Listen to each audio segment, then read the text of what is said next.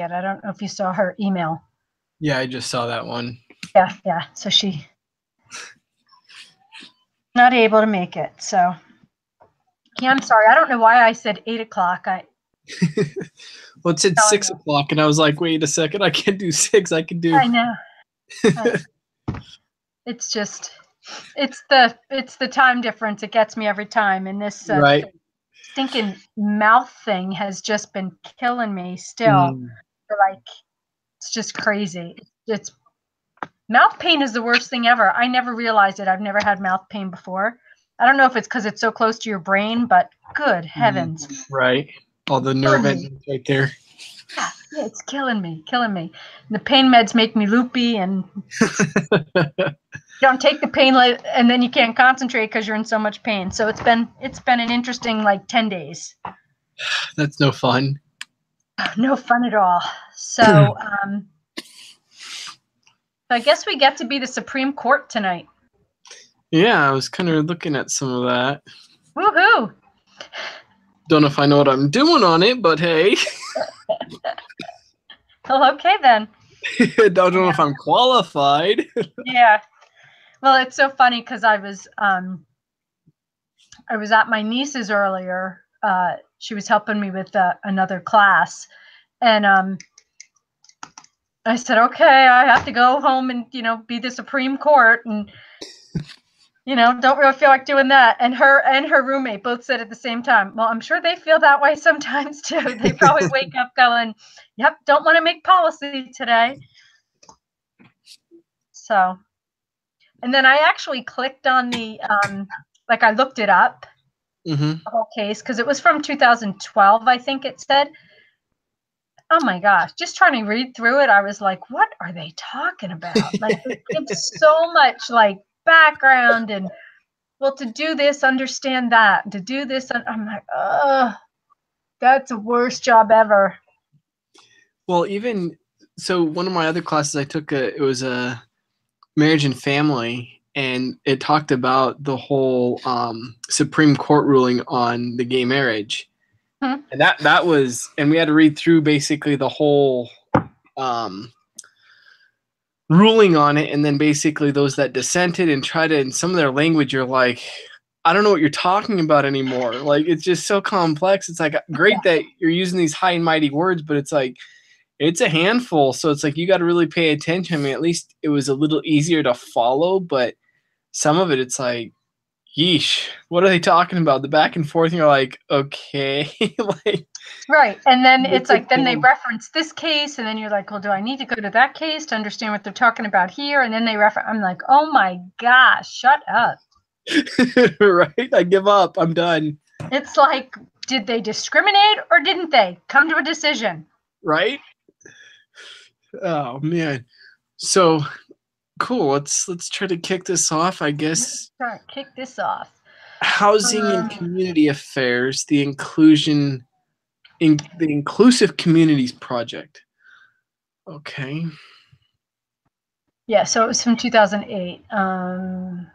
They argued the new low-income housing was only built in high-poverty minority neighborhoods, and that assigning tax credits effectively excluded blacks from the white neighborhoods.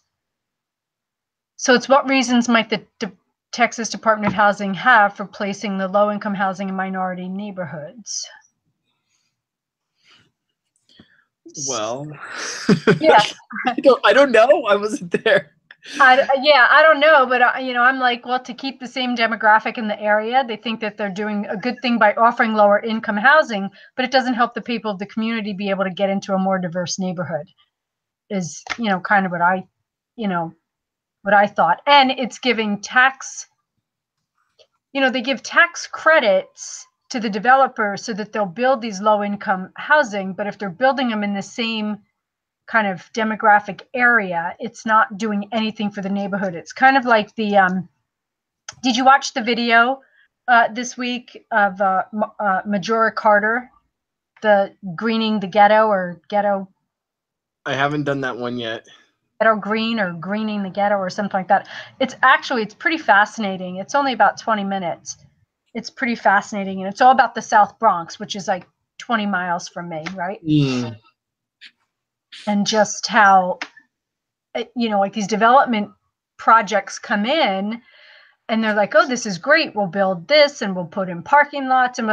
But the people that live in that area, they don't own cars. They don't need parking lots. They don't need, you know what I mean? They need, right. Public transportation, and they need buildings where they can get jobs and things like that. So it's kind of an interesting, it was pretty fascinating to me. I enjoyed it.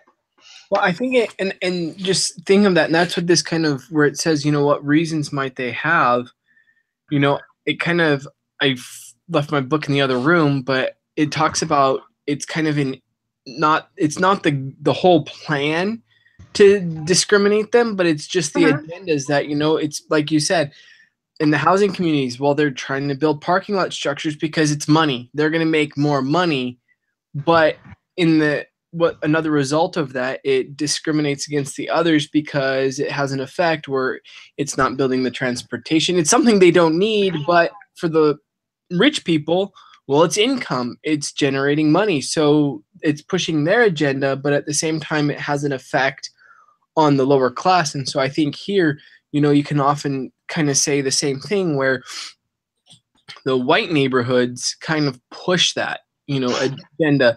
There's a couple of housing going up in our area, and one of the cities really went against it. I mean, they're talking about low income housing, and it's still the $600,000 range. It's like, wait, how's that low income housing? Yeah. I mean, I guess because the house median's 1.2 and plus, okay, great, but 600,000 still not low income. I mean, I don't even qualify, so give me a break here. Right. But some of these agendas where it's like people are the builders and that they're trying to make money, but in the same time they're like, oh, it's going to bring the wrong crowded neighborhood in, the wrong crowd of people, because then they're going to get the Section 8 housing and discounts, the tax credits. And so you're going to bring more crime is what their argument is. It's like, well, how are they going to afford a $600,000 home anyways? I mean, right. There's got to be a lot more. And so I think that might be a part of this too, that what are the reasons that they placed them there? Well, I think probably the agendas of the rich neighborhoods or them, they didn't want that there. They didn't want the lower income because it has that negative effect. And maybe that's where it was a little bit cheaper to build. I don't know how the whole Dallas area is, what the economy is like, but maybe there's not as much housing and that's what's available and it's cheaper. So let's put the lower income there because it's cheaper to build. Right. Let's see here. I guess they want the developers to keep coming there, right? They want to keep, because it's a money making proposition. And then assigning tax credits effectively excluded blacks. Okay, so I guess the tax credits was they had to live in those neighborhoods and it was only available in that section, so it segregated them. I guess what reasons? The new law was only built in high poverty minority neighborhoods, and then assigning tax credits effectively excluded blacks from white neighborhoods. Yeah, well, the tax credit, they were given the tax credits to the to the developers. Right. So, yeah, so they were just building in the same, they were just building more housing in the same area. So it's not giving them an opportunity to, get into a more, for the blacks to be able to get into a more diverse neighborhood, and, maybe to have better job opportunities. Right.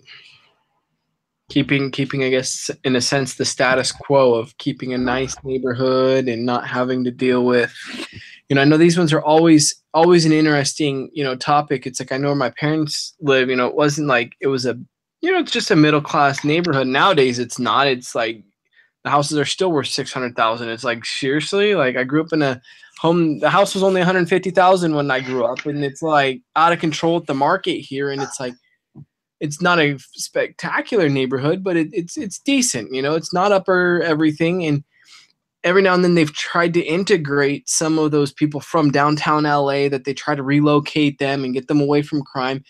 And my dad, has mentioned a couple times that, the times that they've done it, it's really brought more crime. I mean, they like the one around the corner right now, the cops are out like every other day and they've got all kinds of stuff going on. And it's like, you don't want that in your neighborhood. you know, but on the other example, you know, right across the street from us, there's two black families and they're super nice, super chill. They've never really had any issues, you know, upstanding, and they just, there's never any problems with them. And so I think some assimilate a little bit better than others, but others sometimes bring that riffraff with them where they get transplanted, trying to get them out of that lifestyle. Now, if they're in criminal behavior, it's like, yeah, they shouldn't be relocated into a nice neighborhood, whatever neighborhood that is, just any decent neighborhood, that it's like, well, you're just bringing that crime into it. And like the crime rate, I mean, stuff started getting stolen from a lot of the neighbors and everything. And it's like, well, it happened around the same time that family showed up. And then when they leave, it's like all of a sudden it drops again. So you're kind of like, well, you know, That's that's an experiment then, you know what I mean? If it increases when they're there and it decreases when they leave, there's an so, assumption, but you exactly. know, And so I think sometimes that might be the challenge, where why would they, that other neighborhoods don't want that? They don't want the riffraff, and it's not, I don't think they're per se, you know, discriminating. It's just they try to keep that out, that, hey, if you're going to be a law abiding person, then anybody can move in the neighborhood. But we don't want the riffraff garbage right. coming over here. And maybe that's why they put the housing projects over there. I mean, I think kind of compare this to downtown LA when I've been out there. It's like that's where a lot of the projects and the programs are, because their housing prices stay down. You know, it always kind of stays about the same, because a lot of the homes are kind of run down and not really well taken care of and just kind of trashed. And so maybe they try to keep it, well, we want our nice neighborhood clean and nice, and we want our property value up. We don't want that pulling us down. So maybe that would be a reason why that they voiced, you know, just as I'm thinking about it, you know, maybe that's the reason that they want their profits, just like the parking garages. They're not necessarily discriminating, but they're not building things that actually help that community develop and actually grow. But the other people are actually still making money. And so it's benefiting them. And because of those policies, it ends up hurting them even more. But it's like an indirect result. I think that's what the book, I forget the term that it called it, but it's, you know, that indirect result, that it wasn't a direct consequence, but because of other actions, it affects them too. Right. So other than that, I mean, I don't know. Do you have any other thoughts why they would have put the low housing income? Yeah, no. I mean, I think, you know, exactly kind of what we talked about, to keep, you know, to keep the same demographic in the area. They think they're doing a good thing by offering lower income, but it doesn't help the people of the community to be able to get into a more diverse neighborhood, and maybe, you know, maybe able to have better job opportunities, to get the developers to continue to build in that area. And they want to make money, you know, for the first one. And then for the, you know, what might some of the resources, you know, for B on that one. I had like, you know, what might be some of the resources attached to living in a desegregated, that's a tough word for me. You know, some better paying jobs, better schools, opportunity to become a member of the community in a political way. Like maybe you have to live in the town. You know, I know here in New Jersey, like you have to live in the town if you want to be a police officer in that town. Like, you know, in New Brunswick, you have to live in New Brunswick. In Edison, you have to live in New Edison. You can't live in New Brunswick and be a Edison police officer kind of thing. Right. And also you have to live in the community if you want to, you know, be on the school board, or if you want to, you know, run for mayor or whatever it is. So, right.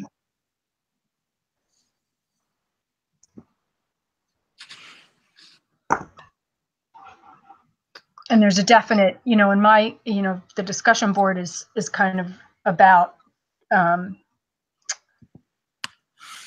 know, what do you see in your own neighborhood as far as, you know, segregation and things like that. And there's a very big divide where I live. You know, Rutgers University is in the town I live in. You know, Robert Wood Johnson Hospital, which is a teaching hospital, St. Peter's, which is a great hospital. Bristol Myers Squibb, Johnson & Johnson headquarters. But you go like 3 blocks from Johnson & Johnson headquarters, and it's a rough area. You know, people don't even drive through there, and there's a lot more crime, things like that. So it's interesting. that, you know, there is a huge divide in the 5.9 miles of the town. There's a huge divide of, you know, crime and lower income as opposed to the college, the university, and other neighborhoods. So Right. all right, let's see. So as a Supreme Court justice, you need to consider the impact of your decision not only on Texas, but around the country. Examine this. Did you look at this at all? These maps? No, I didn't quite look at those ones yet. Let's see here. Thought it was open. It's kind of crazy when you look at it. Let's see. Over here. Okay.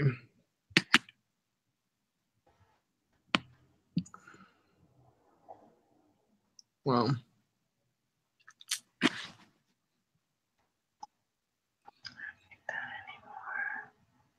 So the average black person lives in a neighborhood that is 45% black. Without segregation, his neighborhood would be only 13%.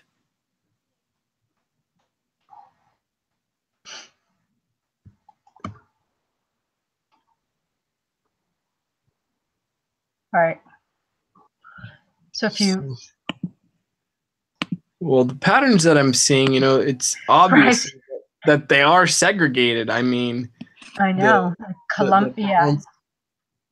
I mean, even in Ohio, you know, it's in high concentrations. Every now and then you have a little speck, and it's kind of like throughout. Yeah. Well, I mean, at least the Houston kind of seems like it's a little more spread out a little bit, but I mean, you still have. Yeah, it does. But if you look, though, you do see like there's, you know, the Hispanics seem to all be living together, and then there's kind of like like right in the middle, right? The Hispanic are kind of between two black areas. Right. And then so it is interesting to me. They are segregated and they are separated. There are some spots that they actually intermix, but there are definitely distinct areas where they're separated, you know, where it's which neighborhood, you know, where they have the blacks, where they have the whites. Yep. And this one, the one from Pittsburgh, that's a little. I was just going to say the same thing. Like there's dominant. I didn't realize Pittsburgh was so white dominant. So white. I know I hate to say that, but and then New Orleans, which, you know, New Orleans, unfortunately, after Katrina was just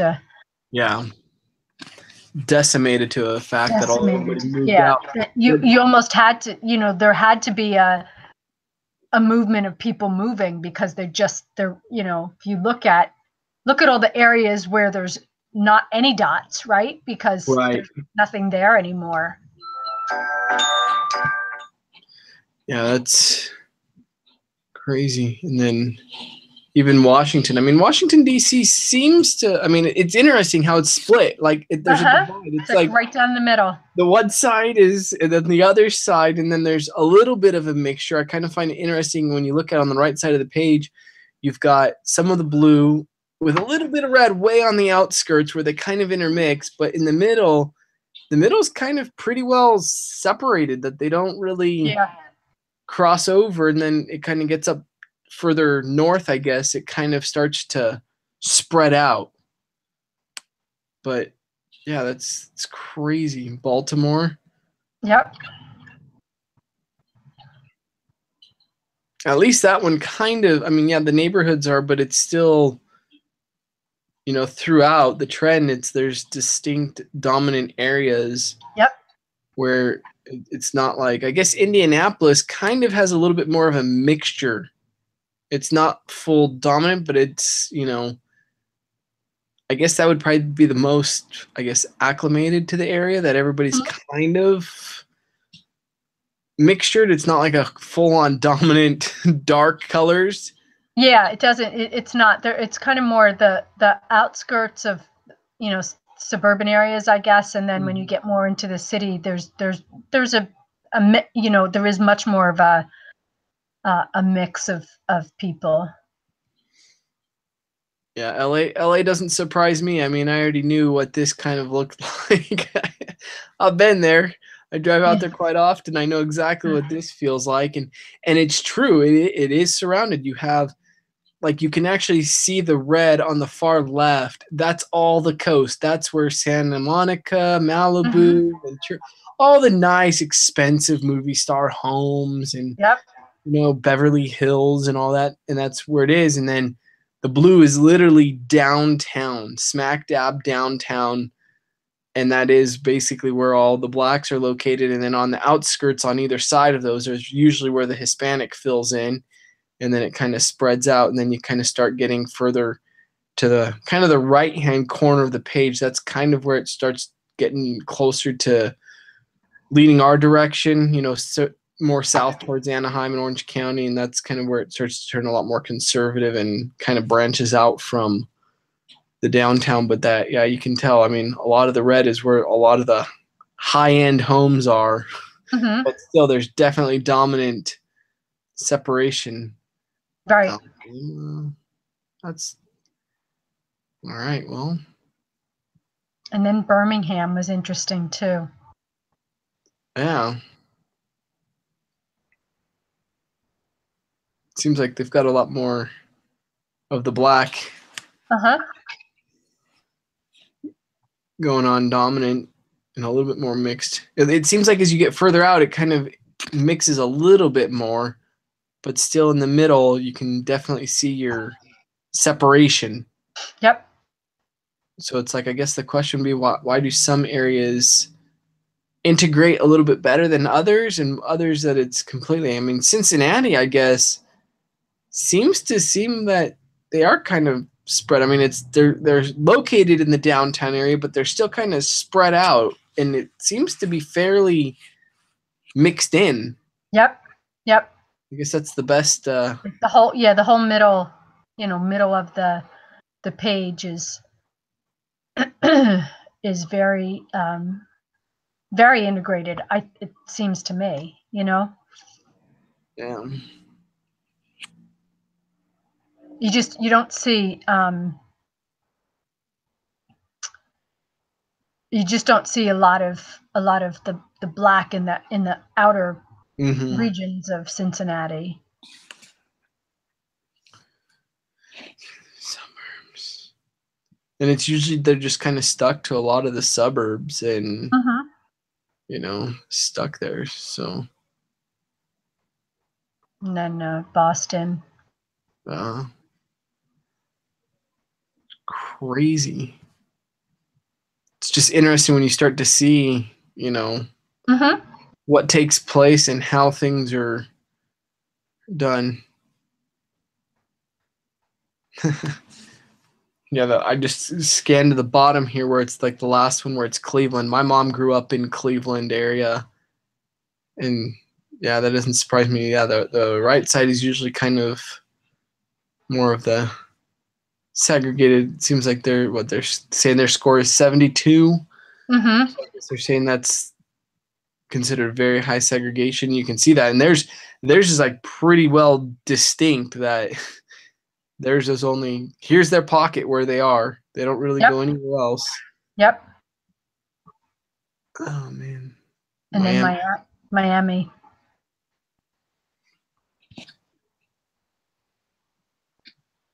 But at least it seems like it's more Hispanic and black dominant than a little bit of flecks of whites and probably in the certain areas. But yep.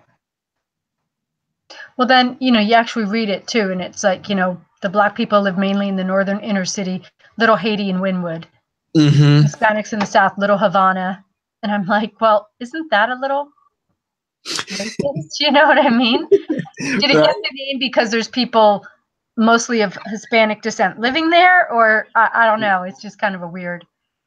How they end up labeling it, or just like downtown LA or even in San Francisco, it's Koreatown. It's like, okay, little Chinatown, and they have all their different names. But it does, I mean, it's surprising how it says, they're the dissimilarity score is a 73 of being, segregated, that it's like it looks like they're very segregated, that you've got the whole entire sections, that it's crazy.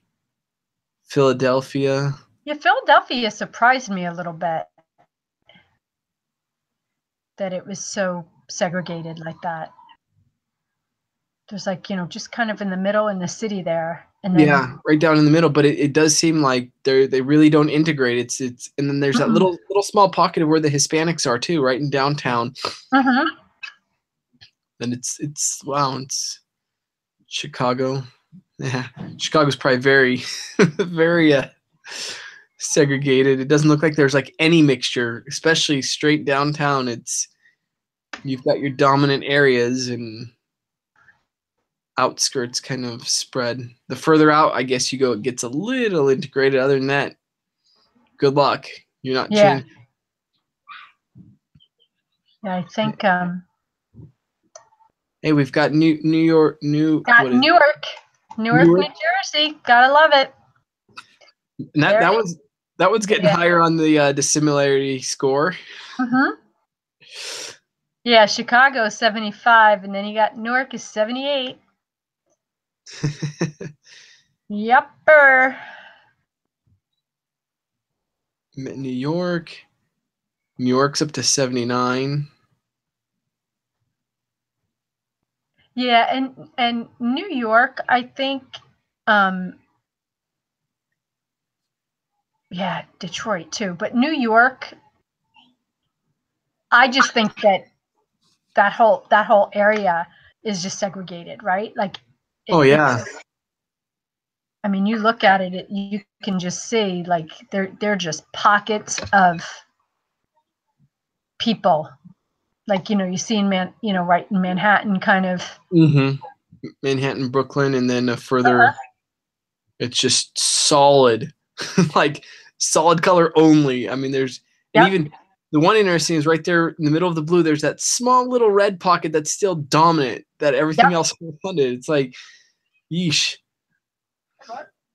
So I guess, we're going to have, Milwaukee, let's see what Milwaukee says. Up to 79. Yep. Detroit. Yeah, Detroit's the losers. Detroit loses. They got the worst. But that's even crazy too. Like there doesn't even seem to be very little integration at all. They're very separated. Yep. Like looking at even like blown up, you could see there's a couple tad little pockets, but other than that, it's clear cut, dry. Yep. Into the areas. It's just crazy. Why is it that way? Well, because we're crazy. Pretty much we are. Man. So you need to consider the impact of your decisions not only in Texas but around the country. Examine this collection of maps. What patterns do you see? I see a pattern of definite. They're following suit with what everybody else does. It's common. Everybody's kind of segregated. There's still major segregation.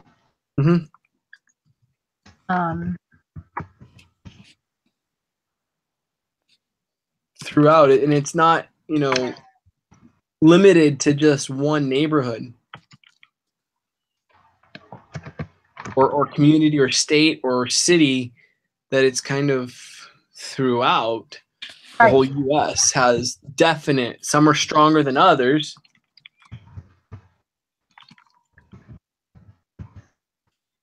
Yeah, it isn't prevalent, like just say like in the Midwest or in the South, or it's everywhere. Right. Consider the impact of your decision not only in Texas. I don't know.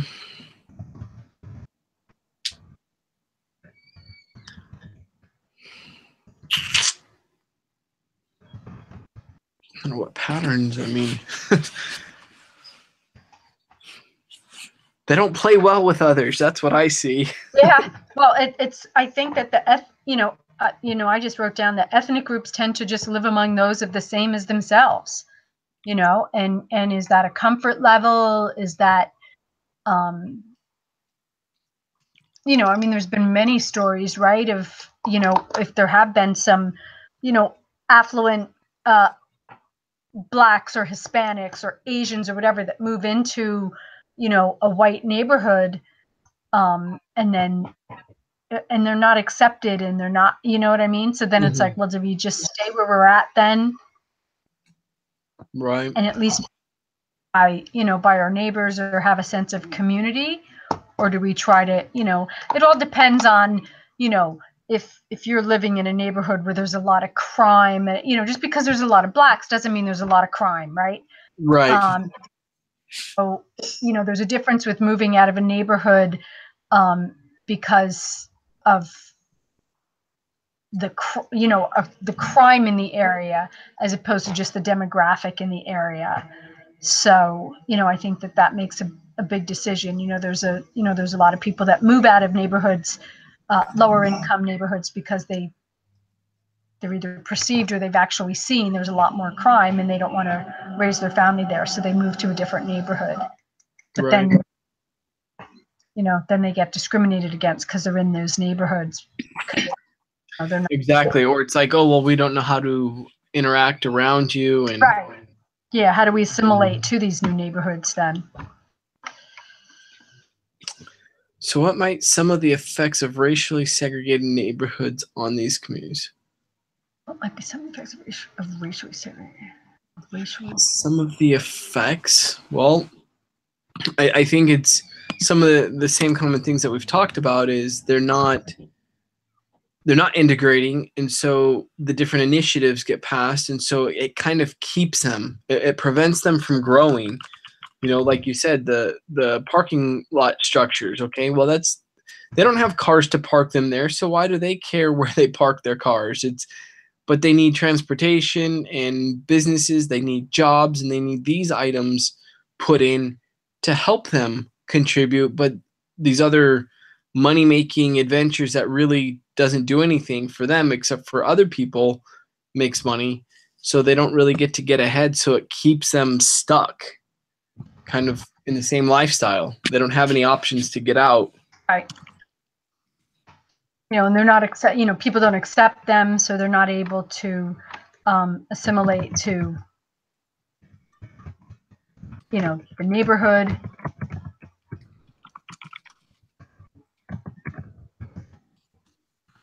Or the schools, or it's not, they're not able to take advantage.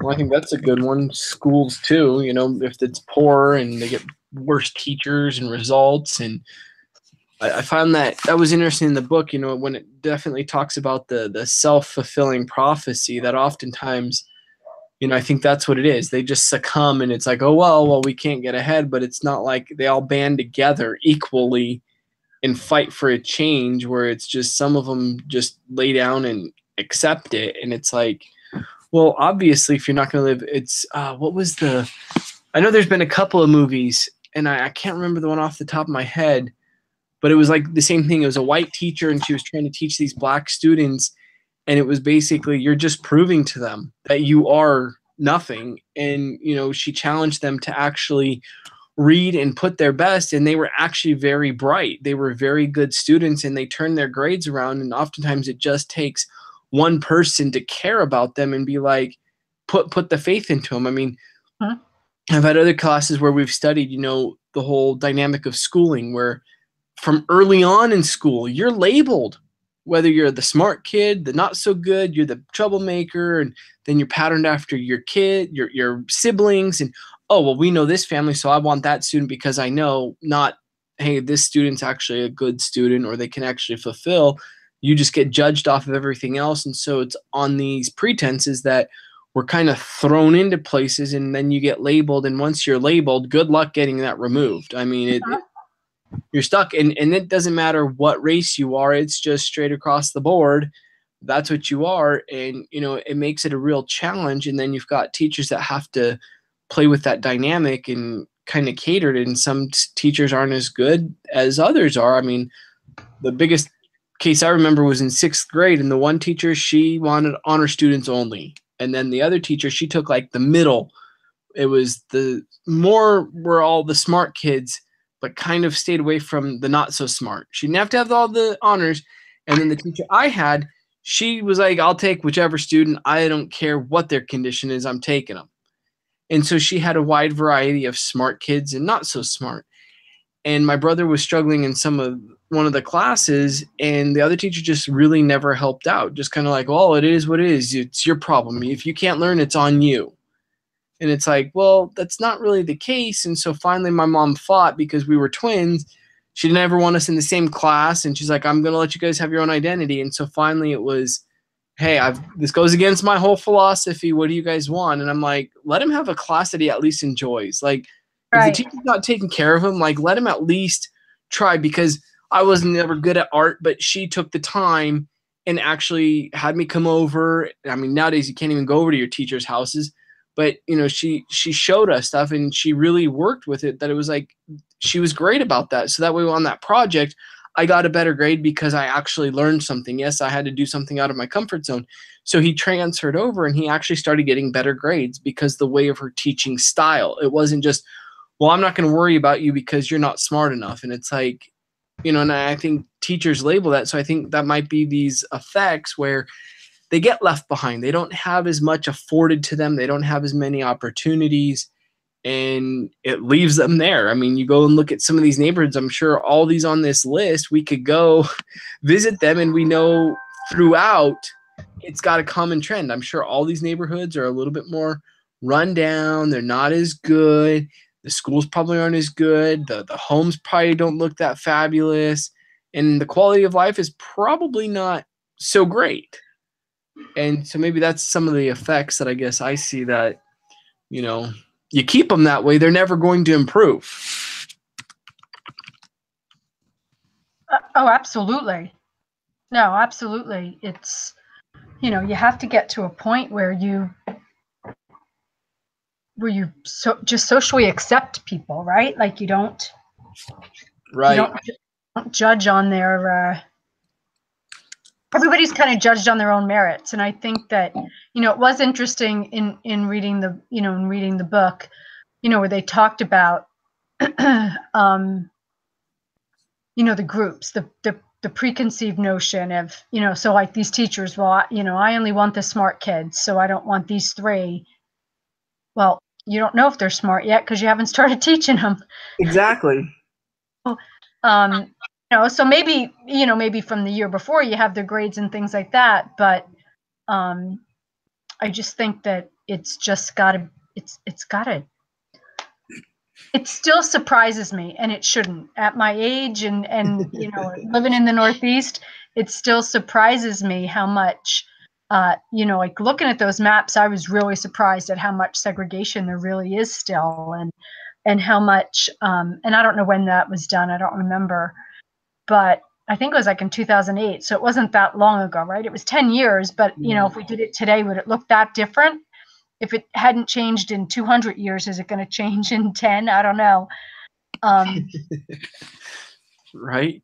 And it does. It just still surprises me that there is such segregation, and there still is such, racial tension in this country. And it just seems to be getting worse instead of better again. It was awful, right, in the 50s and 60s, and it got a little bit better and a little bit better and a little bit better. And then it, in the last 2 years, it seems to have taken a big step backwards. Yeah, exactly. And I think, I'll be 35 in July, and a lot of that doesn't kind of apply, knowing the 50s and 60s. I mean, I know my dad saying stuff, he was like, some of that was like the worst because you brought all these kids in that didn't care, and he goes, it actually made some of the classes worse. Not that you're borderline on the discrimination or racism, it's just it really had a big impact on some certain areas that it's like it didn't make it any better, so in a sense, right, it's worse. But for us, it was kind of a little bit more, integrated. I ran into people a lot. There's one kid that, I mean, when I was in 6th grade, I don't really remember him standing out as anything special. I mean, he was kind of a goofball, but that was kind of the main point in my life that I remember really actually seeing a black person. That was kind of like, okay, it was one of the few. I mean, when I got into high school, there were a lot more, but it was, at 6th grade, it wasn't as much. But by the time we graduated, the kid was stinking smart. And we found this out later on because finally it was his freshman year when he was playing football that it was, he was like, he always wanted to play because everybody gave him a hard time. He couldn't hold on to a football as a running back, but the kid could run. And they had issues, and people finally started talking. It was like, he always wanted to play. And his dad said, if you have all A's when you're in 9th grade, you can then play, because it was more important for his dad to have him have an education than just go play sports. And so he had to prove himself. So every year, it was like since 4th grade on up, he always had straight A's. And I mean, he graduated high school with like a 4 point something or another. And I think it was like a 4.3, and he had a full ride to MIT and basically any school for a football scholarship. And he took the MIT scholarship to go for his academics. And I mean, the kid was massive. And it was just, looking at that example that it's like, just because, there was some riffraff in the school as well that, he kind of stayed away from them, but he still stood out, that he was that smart, and didn't realize until senior year how smart he really was. I was like, dude, I didn't know you were that smart. Like, I knew you had good grades, but holy crap, I didn't know you had all those like honor classes, because sometimes he was just a goofball, and we talked throughout high school and stuff. And it's just, and I think so some of that, I think it's also the importance that some of those parents push on their kids, that it's like, no, you're not going to just show up as, that stereotype of our class of group. Our principal, the elementary principal, she ended up being black, and all of her kids were educated. She was like the higher class. We get it all the time when you go, oh, you're not part of us because you're the better black class, you're higher up. But education was important to her. Right.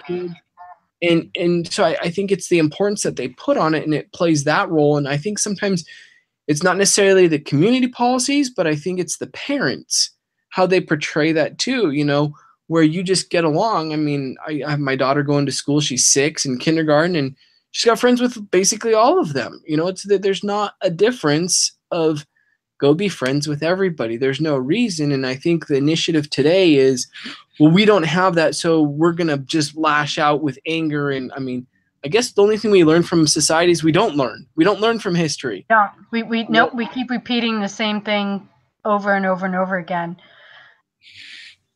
And so it's just sad. So what do you do to not repeat it, right? And you got to educate them. Yeah, in the book, a lot of the reading in the book this week was about. First of all, nobody's born a racist. No, you know what I mean? It's all what you hear and what you're taught and what you see. And I say it all the time: children live what they learn, right? So if they're hearing that, and it's so funny. There's a movie from before you were born, probably.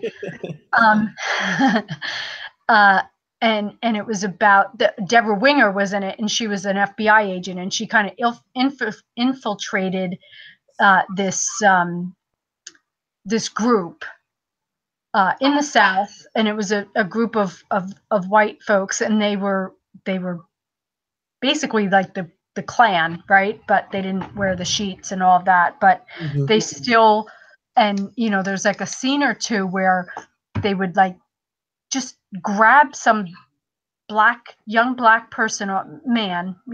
man off the street, and like drop him in the woods and just tell them to run, and then they would chase him and like with guns, and like they were hunting a person.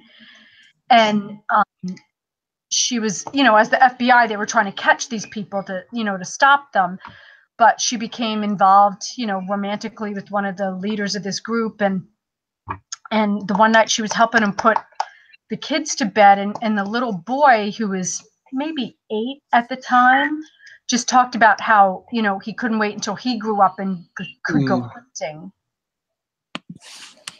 Sat back like, holy cow, like this, it's just a whole nother generation. So unless you change the generation, it's just going to just perpetuate over and over again, which is kind of like what the book was saying too, that, Right.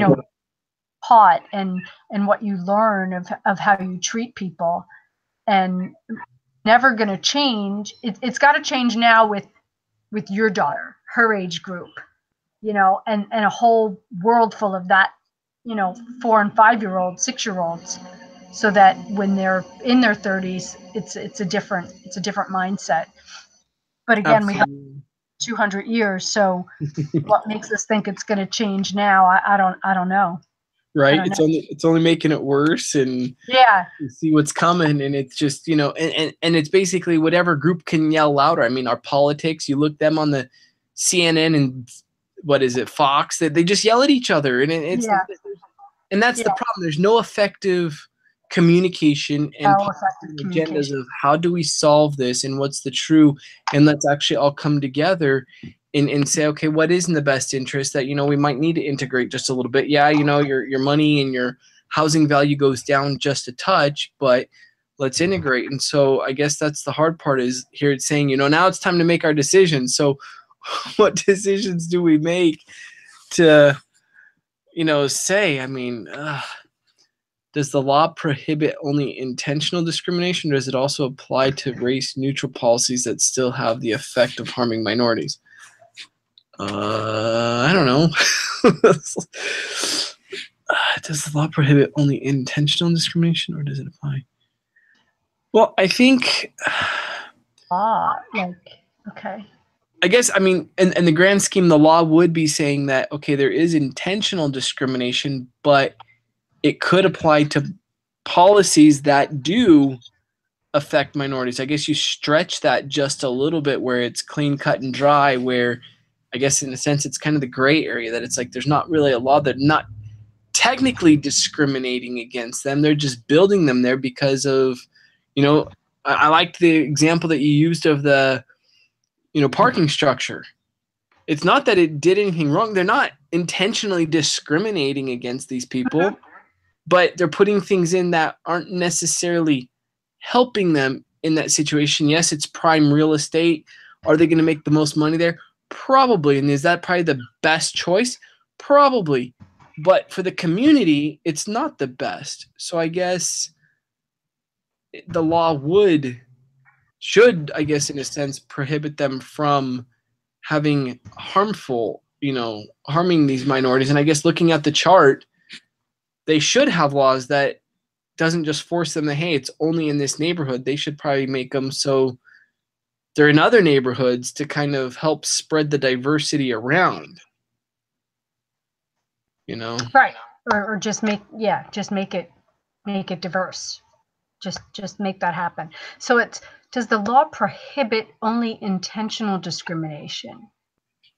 Does it prohibit only intentional discrimination, or does it also apply to race-neutral policies that still have the effect of harming minorities? That's a tough question. I don't really understand.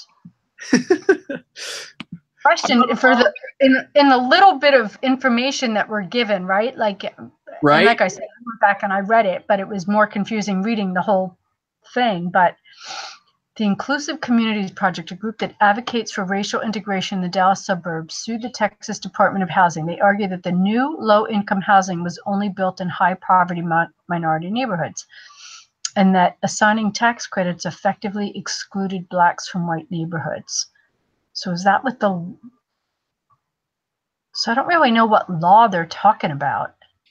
Well, I think in the general scheme, the law that they're talking about is the law. So straight across the board in the country, the law says we can't intentionally discriminate, just like equal employment. You can't be discriminated because of your age, your race, your religion, and then your origins. So I think that's what it's saying, is the law stops it. We can't openly, intentionally discriminate. And so I guess here they're saying, in the broader sense, does it also apply to neutral? So it's not, I guess this policy, the housing is kind of a policy, but it's not really a rule or a law. So they're not really discriminating. It's just, hey, we're going to build and allow these lower income housings in lower income neighborhoods, you know, in segregated areas. So I guess they're not discriminating. They're just kind of saying, if you want to take part of this program, this is where you have to live. So it's not necessarily a discrimination. It's just kind of set up that way that, well, to qualify, you have to stay here. Right. So it's not necessarily discriminating. It's just, it's available to everybody, but you have to live in that neighborhood. You have to live in the low area. You have to live in the dump, basically, to participate. And I guess that's what they're kind of saying. So would the law cover that, saying, well, your policy isn't straight up discrimination, but you're creating a policy that does harm minorities because it's not allowing them. I mean, I guess that's the difference that I'm seeing here. That's, I guess, how I'm interpreting the law. Mm-hmm. Straight across the board, if they were intentionally discriminating, but that's not what they're doing, because they're saying if you want to partake of the tax credits, it does exclude, in a result, it's excluding them from the white neighborhoods because they're building these all in the minority neighborhoods. But it's not discriminating because I guess a white person could go down there and live and get the same tax benefits. So they're not discriminating because of race. It's just, it's still affecting or harming the minorities because it's keeping lower income people, which means there's less taxes coming in, less money, so less policies, less agendas, less schooling, less funding, I guess all of that. So I guess it would, but does the law, I mean, I guess the law could say, I don't know if it stops it though. Yeah. Does the law prohibit only intentional discrimination, or does it also apply? So, it should apply to all policies and ensure that any programs that are put in place are not discriminatory. Exactly. And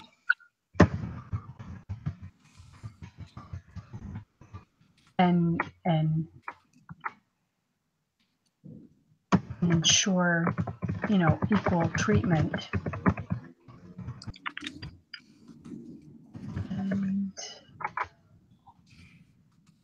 Yeah, and it's interesting. It's I wish I could remember. I'll have to look at my notes from the video, from Major Carter's video, that and make a sustainable community development. Yeah, because I think, even in this one, it makes more sense here. With that line, I think the law should cover where it's not having an effect, have the effect of harming minorities.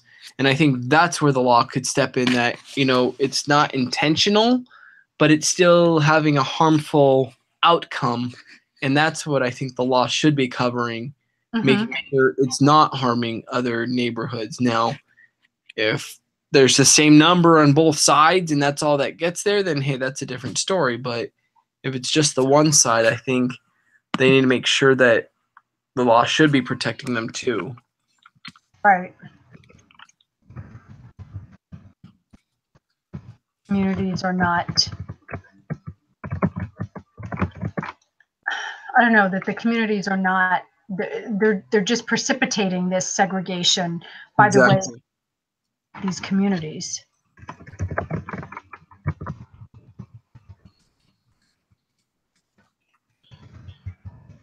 So is the racial integration of society a meaningful goal?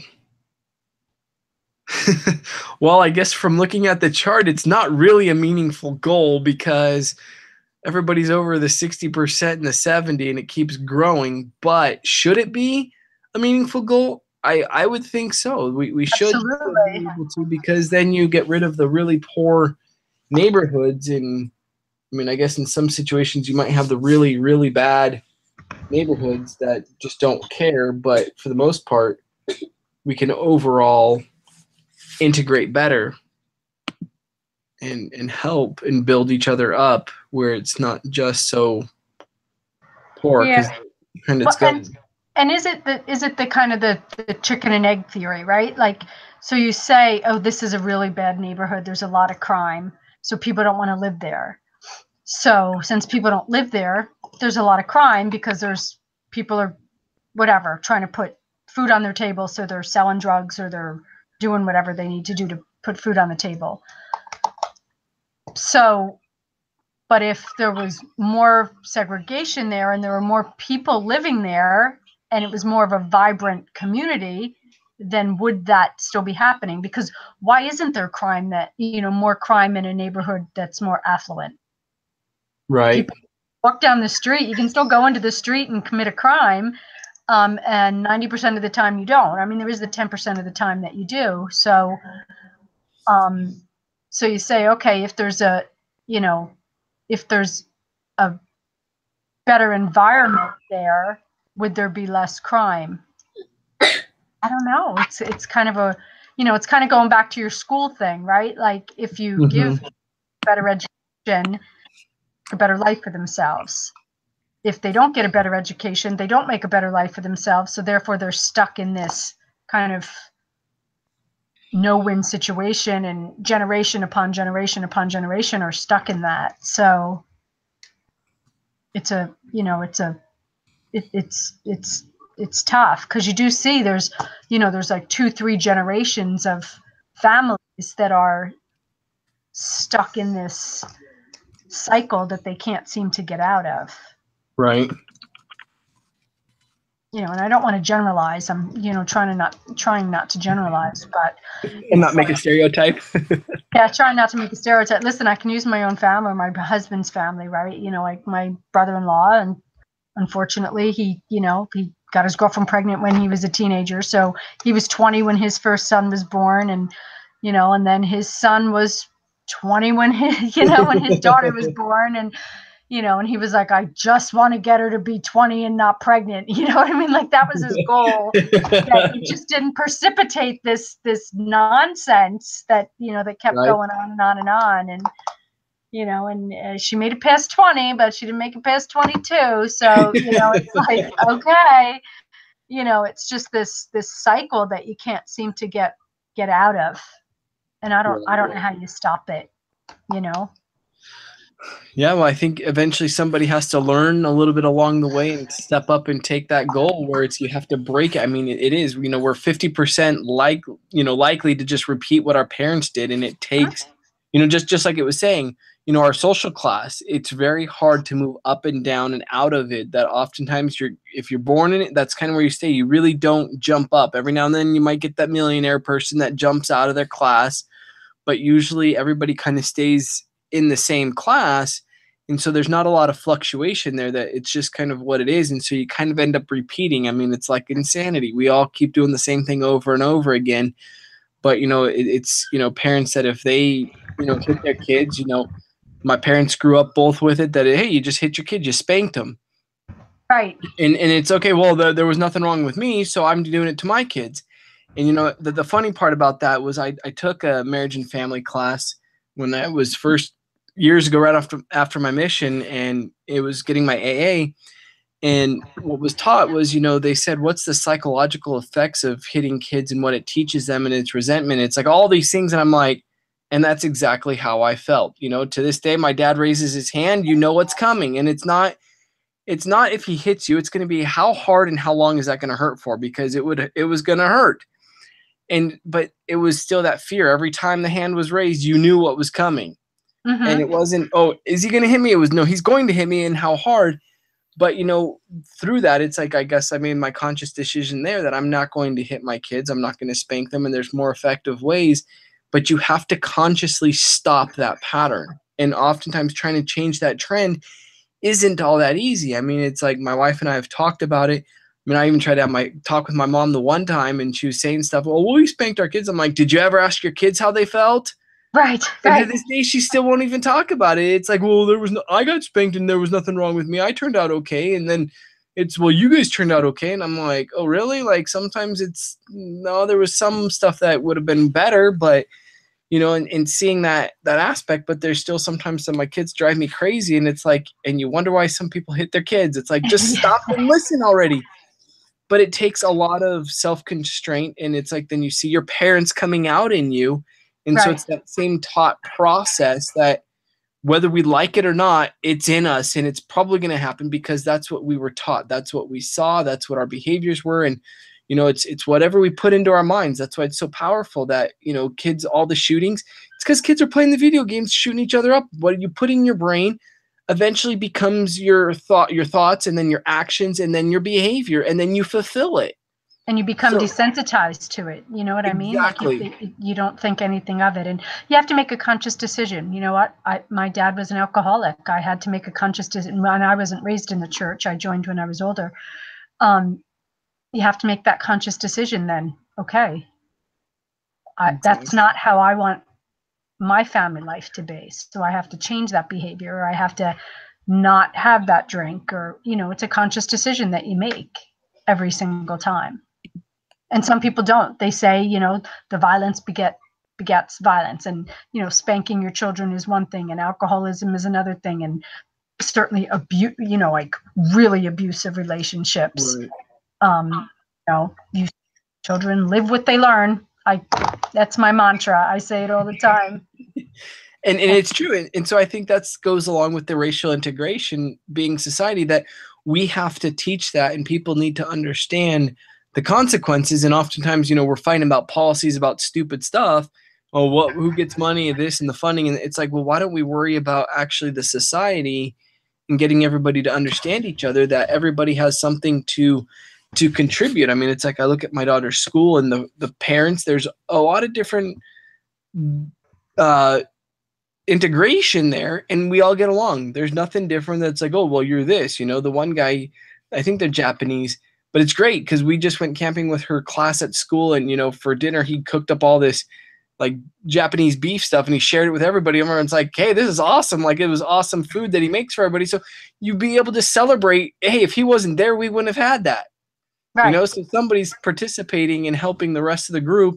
And then you look at those differences, it's like, hey, we wouldn't have had this great meat because he wasn't there. And so it's not that, oh, well, you guys are that, and, you know, you look different. So what? Like, and so I think you have to embrace the differences. We have to. They're just as great people, and you just learn just as many good qualities, and, you know, you integrate that way. And, you know, so I think it can strengthen communities. You know, you look at this whole segregation where you look at all these cities, and these are all like all the bad cities that we always hear about on the news. There's this shooting, that shooting, and this problem, and, oh man, it's so terrible. The crime rate's so high. Well, look at what's going on, you know. Mm-hmm. Segregate them, and they hold those resentments. And right. So, you know, you need to make sure that's at the forefront of finding a way to integrate that, to separate. Because as long as they're all isolated and separated, they're still going to hold on to those, you know, thinkings and, you know, thoughts and actions that they've always been taught that, you know, well, we're nothing. Look at where we live. Look, we look across the street and they've got the rich palace and we're in the dump. And then they see policy after policy being passed that, well, it doesn't really benefit them. Right. It's that self-fulfilling prophecy, right? If you're told you're nothing, you're told you're a criminal, I might as well be a criminal. Exactly. You're told you're stupid, I might as well be stupid. You're told you're ugly, I might as well be ugly. Whatever it is. Exactly. So. All right. Well, I think we got that kind of covered. Got it down. There you go. I hope so. Hopefully we made the right decision. I know. I hope so. I hear you. All right. Well. All right, Aaron. Well, thank you so much. You're welcome. We will get together again next week. I mean, I can do the link again, or, you know, because Mikkel's not on. So did you do it last week? Yeah, I did it last week because she was trying to, but for whatever reason, her thing wouldn't work. And so I just jumped on and I made it live so that way it was recorded. And so I'll try to pass it to her. I'll send an email after this and just tell her, like, hey, prepare for next week if you're able to. And if not, okay, I'll at least record it for her, and then she can do the group leader portion. Okay. Sounds good. All right. Have a good night. All right. You too. Take care. All right. Thanks. Bye.